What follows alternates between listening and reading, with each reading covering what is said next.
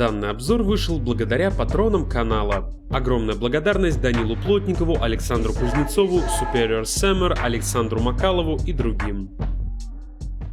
Эй, ребят, с вами Таторио, и мы продолжаем с вами ознакомливаться с творчеством отечественных авторов комиксов из компании Bubble, во многом благодаря Александру Макалову, который и заказал этот обзор через сервис Patreon, ссылка в описании. В очередной раз я свежим, незамутненным своими же обзорами, прошлыми взглядом прошелся по офгоингу о приключениях воровки, шпионки и мироспасительницы Красной Фурии. О том, какие эмоции испытал и насколько постараюсь быть сегодня сдержанным, вы узнаете в обзоре. И досмотрите ролик до конца, вас ждет простенький конкурс. Ну что, поехали к заставке.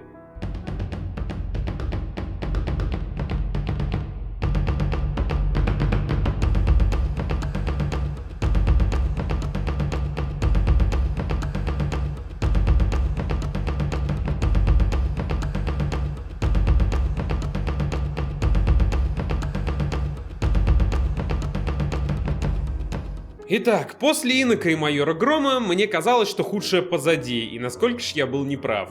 Серия Красной Фурии для нынешнего меня оказалась настолько посредственным и убогим продуктом, что не только пришлось делать перерывы в чтении этого шедевра, так еще и заметок накатал столько, что хрен знает, куда все это умещать, но попробую как-то это все спрессовать и подать вам. Речь мы сегодня ведем о продукте, который настолько сломан, что Грому не снилось, а уровню идей сам Инок позавидует. Давайте по пунктам, ибо одним потоком это все будет тяжко высказывать.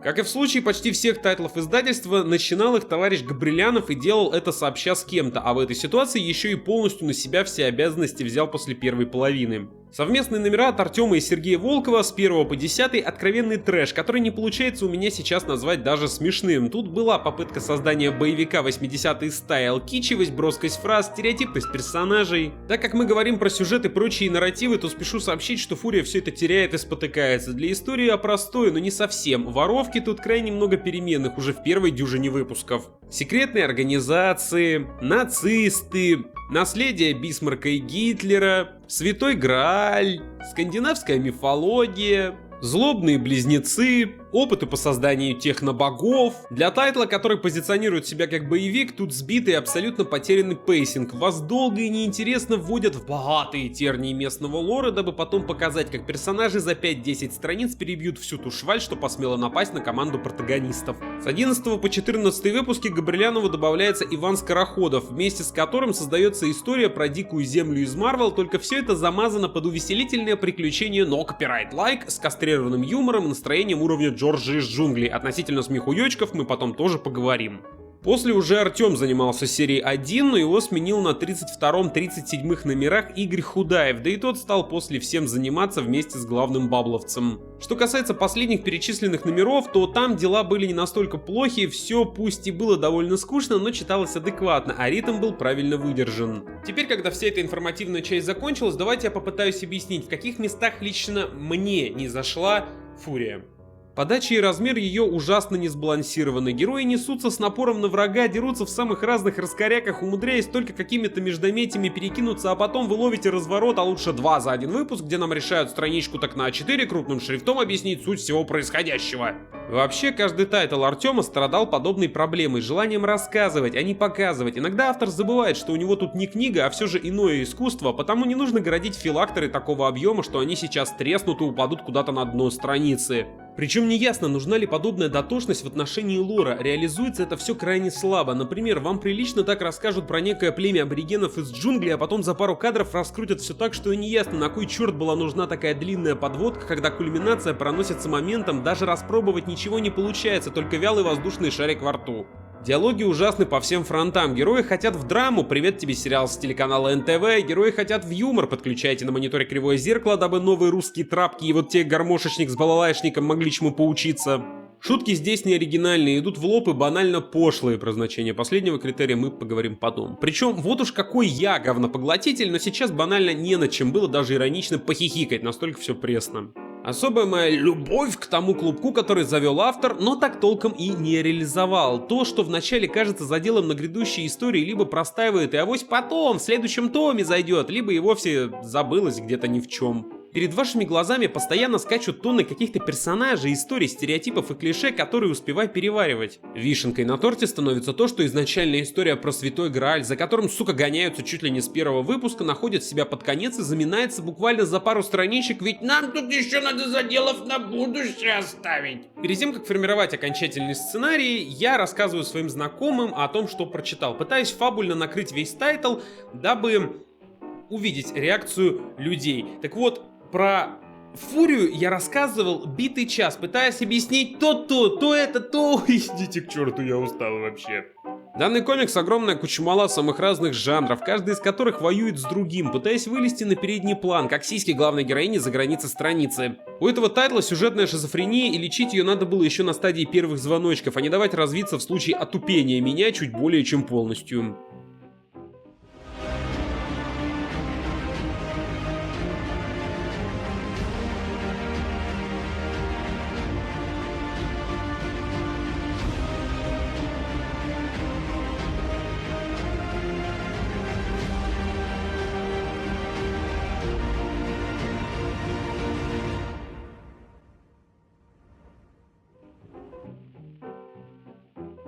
Данный пункт в сценарии я хотел бы промотать, потому что тут так много народу, и они все такие убогие, что нет никакого желания про них рассказывать. Но, как говорится, достал шар дуй, поэтому поехали. Ника Чайкина, стереотип о великой, самодостаточной главной героине. На самом деле это не есть так. Вот она сильная и смелая, вот она пугливая и уже ждет спасения от мужика. Вот она вся такая несерьезная, а вот попробуй эмоцию Лоуренс с лица убрать. И так постоянно. Когда сценаристу удобно, тогда его героиня становится такой, какой надо. Это максимально собирательный образ 5 персонажей из самых разных типов произведений. От Лары Крофт до той девки, что злобные усатые мужики привязывали к железной дороге. Агент Дельта. Стереотип об отличном начальнике. Как там того гендиректора Джеймса Бонда звали? Джек вначале просто особо не впечатляет, потом превращается в ложка, которого таскают по херам как могут все вышестоящие, а по итогу и вовсе начинает воплощать стереотип об отце, которого никогда у нашей героини не было. 20 из 10 комикс года! Короче, персонаж сделанный из того, что было, и созданный для того, чтобы затыкать сюжетные дыры. Джошуа Доната, самый мой любимый персонажик. Ну, поняли? Донаты! Да, я ужасен, не судите меня. Короче, стереотип о тупом самце-мужике, который постоянно мочит идиотские корки, много бухает, и рейтинг бы позволял, так он бы уже пенисом все лицо главной героини утыкал. Скучный и тупой герой. Лотта Лемке, стереотип о напарнице с немецкими корнями. Имеет короткую прическу вместо ожидаемых шуток про лесбух, по сути такой же вагиноноситель, как и все остальные персонажи женщины, только характер в ней на 1,5 филактора. Имеет злобную сестру-близнеца, которая ненавидит унтерменш и говорит с таким акцентом, Херр Мюллер. Вот такая тут срань, ага. Вы меня поняли, Херр Мюллер? Артур Хаксли, стереотип о правильном расчетливом британце, который стреляет метко и готовит вкусно, и женщину вашу будет в анус драть с оттопыренным мизинцем. Максимально уныл, никаких особых отличительных качеств за все время не проявил. Ян Ван, стереотип об умном азиате с прилагающимся к этому набором шуток про карате и вот это все. Впоследствии становится злодеем и даже убирается из флешбеков напрочь, потому что авторы тут такую драму решили заделать с переживаниями о персонаже, что о нем нахрен все забыли. Джонни, стереотип о напарнике в ухе главной героини, по микронаушнику, то бишь. За время нахождения в качестве героя в синих облачках диалогов был еще нормальным, а как показал лицо, то полилась тонна около подростковой туфты. Отто Вельсунг, стереотип о викинге, немец, обдолбавшийся сывороткой берсерк, сошедший нахрен с ума и возомнивший себя потомком великого рода. На протяжении всей серии мечтает отрывать кому-то лицо, трахать сестру Лотты или ее саму, да только с грустной мордой на берегу не сидит, чтобы уж точно под современные понимания о викингах попадать. Август Вандерхоль, стереотип о злодее из Бондиана. Гениальный злодей, который дорос до жизни такой, что теперь любит трахать девушек после рассказа истории о том, как в юности подорвал папкину лабораторию в силу собственной тупости и имеет огромный невыраженный комплекс. Почему меня никто не обнимает и не любит? И вообще мечтает захватить мир! Или типа того, короче, плевать. Джесси Родригес, стереотипа наемницы шалави, любит убивать по заказу одних людей и трахать по собственной прихоти других. Всегда должна делать акцент на том, что очень сильно любит пенисы, трахаться, секс, да чтобы отпялили и так далее. Пожалуйста, разрешите мне больше про нее не говорить. Рихард Риппе, стереотип о немецком одноглазом ученом, который жаждет своим гением убить всех неарийцев, а также использовать святой Грааль в своих корыстных целях, известен тем, что собрал все клише из разряда «плохой немец». Джина Стивенс, стереотипа напарницы и подруги главной героини по братству воров. Знаете, почему я не буду больше про это ни хрена рассказывать? Потому что дальше Ориджины эту историю особо не пустили, хотя нагнетали это как ух ядрить. Как вы могли заметить, каждый из перечисленных мной персонажей — это стереотип, реализованный либо нормально, либо очень плохо. И рассказывать про это стадо дегенератов мне было очень больно, поэтому давайте уже двинемся к следующему пункту, который был самым жестким для меня, потому что я вообще не знаю, как там можно что-то членораздельное говорить.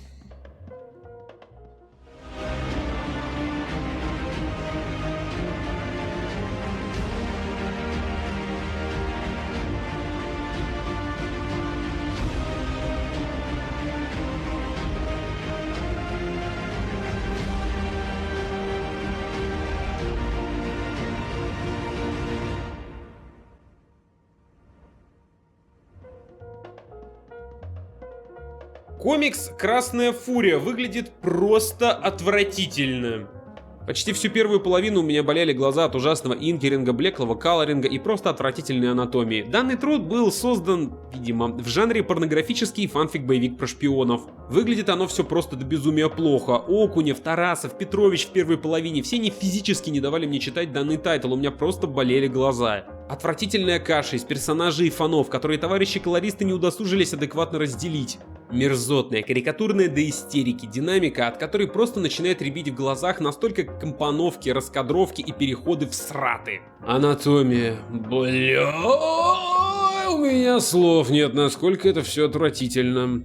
Я понимаю, что, наверное, вы хотели добиться такого изображения, но почему тогда Руть в 15-м выпуске делает все эти выпертые сиська-попки адекватно выглядящими, а Глазунова умудряется не засрать мне глаза убогими палитрами, а подбирает очень красивый и насыщенный набор красок. Потуги на какой-то адекватный рисунок были, но крайне редко. Та же Руть при плохом колоринге Золотовой получала достаточно блеклый арт, в котором бросались в глаза и какие-то трейсинги и общая халтура. Признаюсь, под конец Петрович стал не так плохо восприниматься. Да, его все еще очень блекло и уныло красили, и местами ему не хватало времени на проработку, отчего персонажи превращались в фантомасов, но он хотя бы перестал тут выделывать вырвиглазный капздец. Я обещал поговорить про так называемую пошлость. Так вот, пошло означает безвкусно погано демонстрировать какие-то моменты. Например, замазывать соски пузырьками пошло. То, что тут постоянно пихают вам в лицо попка-сиськи, это не пошло, это вульгарно. И именно этим тезисом я начну итог, потому что про рисунок мне хочется сказать последнее. Я надеюсь, что сам Габрилянов стоял и мутузил иллюстраторов баллоном с гелием, дабы они так хреново рисовали, иначе не могу объяснить, почему все это выглядит, будто зарисовки газеты Speed.info в разделе «Кроссворд».